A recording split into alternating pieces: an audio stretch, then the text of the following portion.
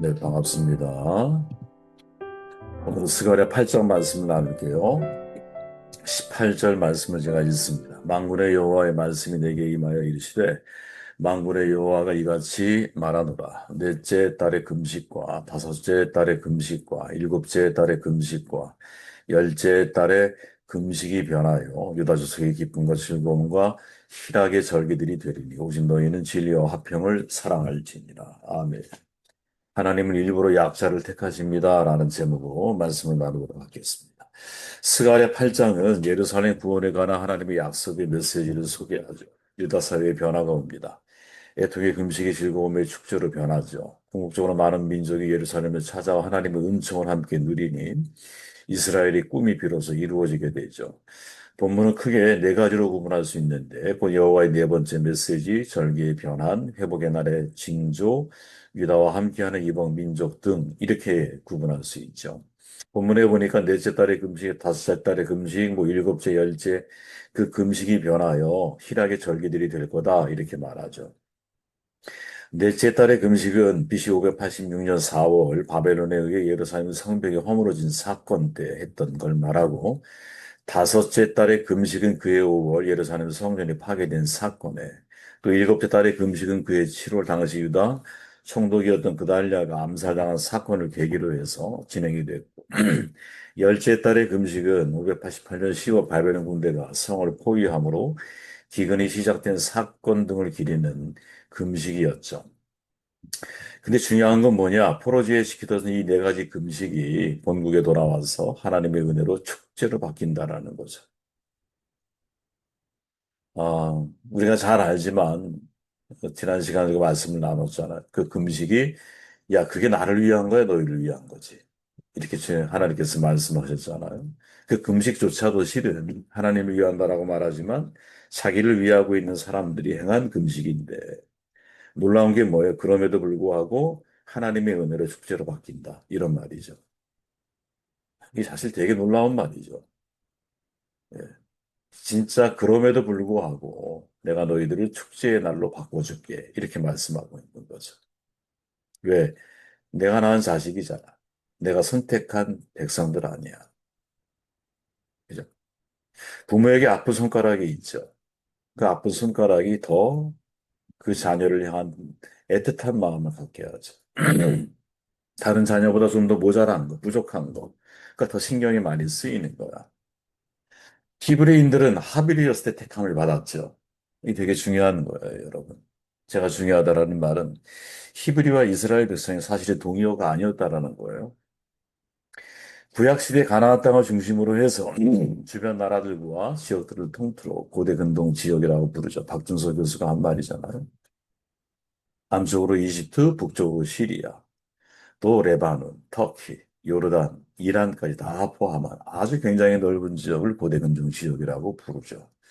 근데 이 지역을 연구하다 보면 하비루라고 하는 단어가 고대 기록 중에 많이 발견이 되죠. 아피루라고 말하기도 해요. 하비루와 아피루 같은 어원인데 지역에 따라 발음이 변형이 되면서 어떤 지역에서는 하비루, 어떤 지역에서는 아피루. 제가 예전에 창세기 출애굽기 말씀을 나눌 때 이 하비루에 대해서 많은 이야기들을 다뤘던 것 같은데 그때 다루지 못했던 내용 가운데 하나가 뭐냐? 이 하비루라고 하는 단어가 어떤 특정한 하나의 민족을 가리키는 개념은 사실 아니었다라는 거죠.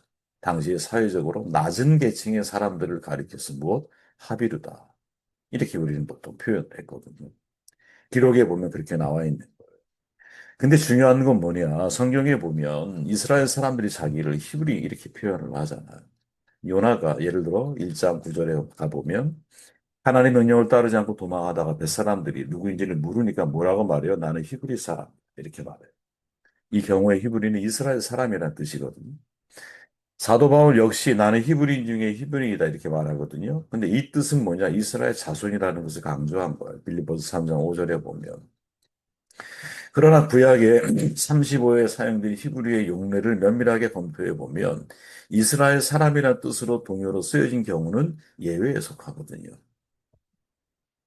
상당히 후대에 사실은 히브리가 이스라엘 개념과 동등어인 것처럼 사실은 이해가 되고 해석이 돼요.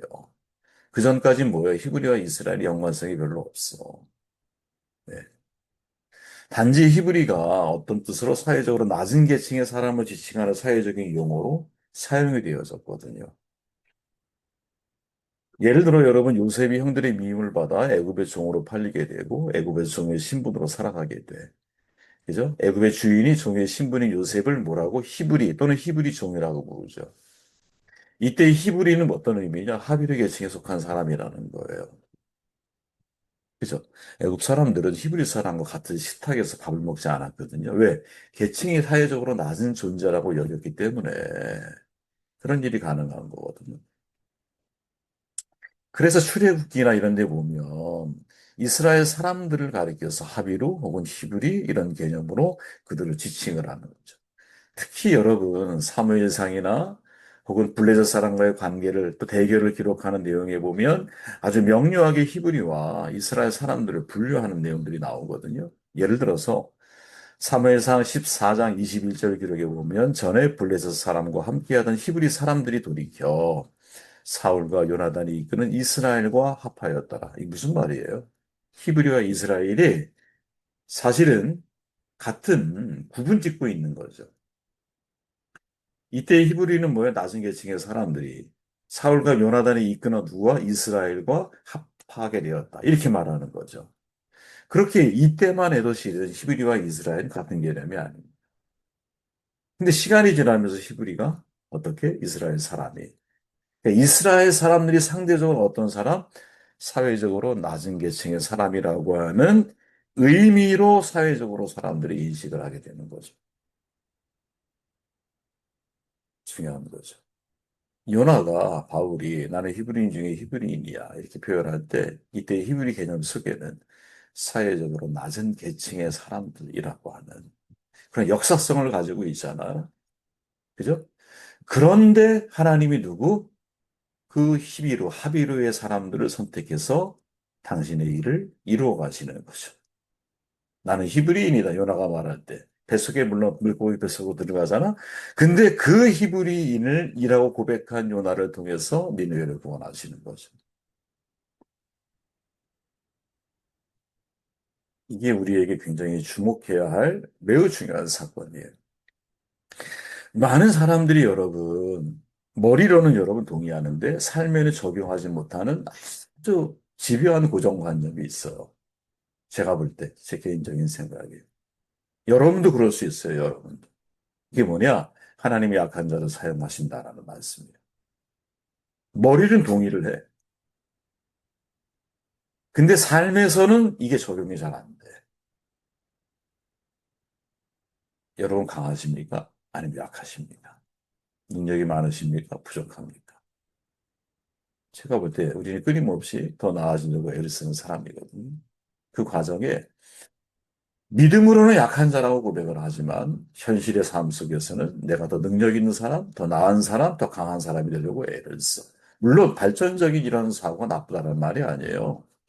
그러다 보니 우리도 모르는 사이에 세상과 성경 사이에서 사회적 인식과 성경적 인식 성경적 관점 사이에서 오락가락하는 어떻게 오락가락하냐? 하나님이 약한 자를 들어 쓰신다라고 말은 하는데 나는 하나님 앞에 약한 자의 모습으로 나아가지 않아. 자꾸 내 머리를 의지하고 내 능력을 의지하고 내가 주의 사명을 감당하려면 힘이 있어야 될 것 같고 재정이 있어야 될 것 같고 능력이 있어야 될 것 같고 그것으로 일을 하려고 하는 유혹에 우리가 사로잡힐 때가 얼마나 많이 있느냐. 여러분 이거 가만히 여러분 스스로 생각해 보세요. 머리로는 아, 하나님이 약자를 사용하지. 그럼 여러분 진짜 약한 자와 같이 일하십니까? 좀 모자란 사람과 같이 일하십니까? 물론 이땐 전제가 있겠죠. 약하지만 하나님을 온전하게 신뢰하는. 그죠? 오직 성령의 충만함 속에 살아가려고 하는. 성령의 능력 주시는 바 안에서 모든 것을 할 수 있다라고 하는 믿음을 가지고 있는 이런 약한 사람이라면 충분히 우리가 그렇게 해야 되는데 우리는 그런 걸 보기 전에 인간적인 관점에서 사람의 능력을 먼저 보게 돼요. 재정을 먼저 보게 돼요. 그 사람의 스펙을 먼저 보게 돼요. 그리고 동역자를 선택을 하게 되는. 아, 정말 조심해야 되는 거죠. 저도 여러분, 팀 빌딩을 해 가다 보면, 물론 아직 맨파워가 부족하기 때문에 사람을 선별하는 과정이 쉽지 않지만, 그래도 하다 보면 자꾸 우선적으로 뭐를 보게 되느냐? 능력을 보게 되거든요. 이 일을 할 수 있는 전문성을 가지고 있느냐. 물론 다 좋아요.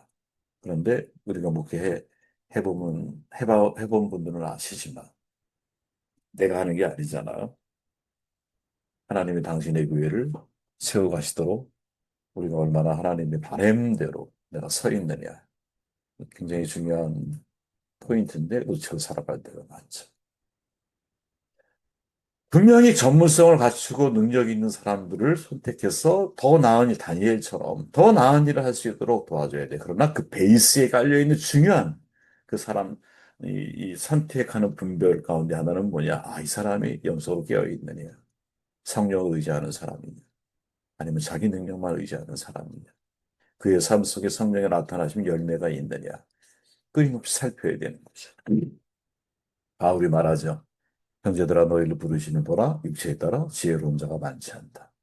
능한 자가 많지 않다. 문벌 좋은 자가 많지 않다. 그러나 하나님께서 세상에 미련한 것들을 택하사 지혜 있는 자들을 부끄럽게 하려 하시고 세상에 약한 것들을 택하사 강한 것들을 부끄럽게 하려 하시며 택하사 영어로 purposely 일부러 고의로 특별한 목적으로 란 뜻이 담겨 있거든요. 이거를 프로서 해석하면 하나님은 일부러 고의로 특별한 목적으로 누구 약한 자를 택하신다. 의도적으로 약한 사람을 선택하신다. 이유가 뭘까? 하나님의 능력을 온전히 보여줄 수 있기 때문에. 그래서 사울왕은 자신이 작은 자라고 생각할 때 성령이 그에게 나타나시. 본인이 큰 자라고 생각하는 순간 하나님을 의지하지 않죠. 자기 생각을 따라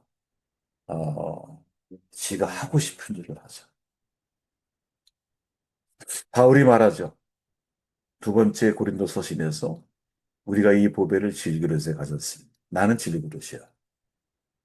질그릇 볼품 없어요.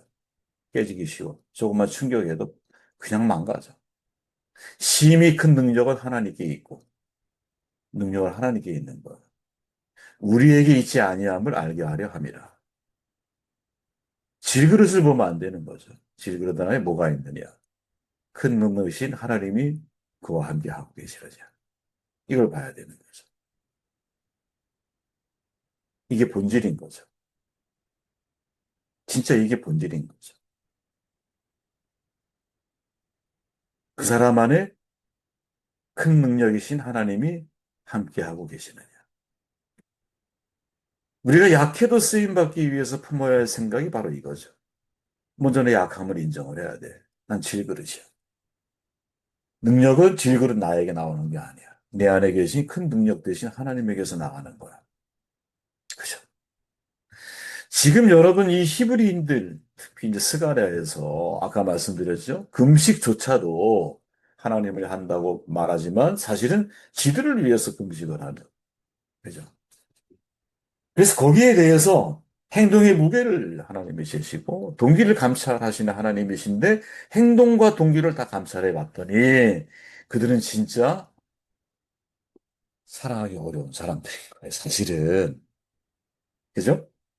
회복의 가능성이 없는 사람처럼 비춰져. 그런데 뭐라고 말하느냐? 유다 족속에게 기쁨과 즐거움과 희락의 절기들이 되리니 오직 너희는 진리의 화평을 사랑할지니라. 금식이 변하여. 그런 사람조차도 하나님께서는 그보다 더 큰 사랑으로 그 하비르들을 마치 과거의 아브라함 때, 그저 출애굽 이후의 그 하비르와 같은 사회적으로 낮은 계층의 사람들을 하나님 선택하셔서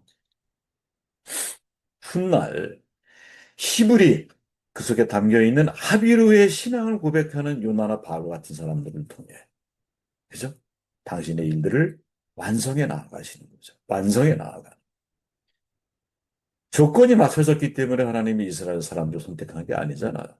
그냥 사회적으로 가장 낮은 계층의 사람들인 거야. 자신의 약함을 인정하지 않을 수가 없어. 왜? 사회적으로 그런 위치에 서 있어. 그런데 그런 위치에 서 있는 사람들을 선택하셔서 제사장의 나라로 만들어가기를 원하셔. 우리가 제사장이 되었을 때, 예를 들어서 합의를 때 일을 기억하지 못한다면, 우리는 지금 이 스가랴가 이 포로기를 마치고 돌아오기 이전에 이스라엘의 모습처럼 실패자의 모습으로 살아갈 수밖에 없지 않을까. 저는 우리가 세계에 중요한 교훈이 있다고 생각을 해요. 그게 뭘까? 야, 하나님은 특별한 목적을 가지고 약한 자를 택하시는 거야. 일부러 택하시는 거야. 고의로 택하시는구나. 그렇다면 나는 하나님 앞에 강자로 서 있을 것인가, 약자로 서 있을 것인가. 그 중요한 기준은 뭐냐? 내가 누구를 의지하겠고, 무엇을 의지하고 있느냐. 여기에 달려 있는 것이 아닐까 하는 생각을 하게 되었습니다.